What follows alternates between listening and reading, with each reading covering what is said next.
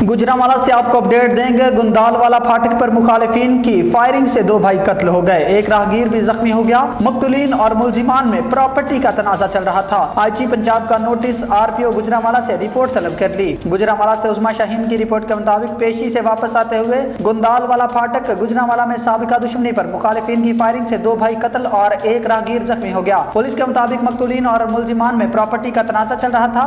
IG Punjab doctor Usman Anwar ने regional police officer Gujranwala से वाक़या की रिपोर्ट तलब कर ली और सिटी पुलिस ऑफिसर गुजरांवाला को फायरिंग में मुलविस मुलजिमान की जल्द गिरफ्तारी का हुक्म दे दिया।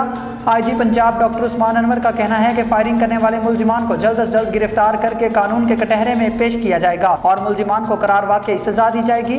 आईजी पंजाब डॉक्टर उस्मान अनवर का मजीद कहना है कि सुपरवाइजरी अफसरान मकतूलीन की फैमिली से रब्ता रखें। मकतूलीन के लवाहिकीन को इंसाफ की फराहमी तरजीही बुनियादों पर यकीनी बनाई जाएगी और किसी किस्म की कोई कोताही बर्दाश्त नहीं की जाएगी।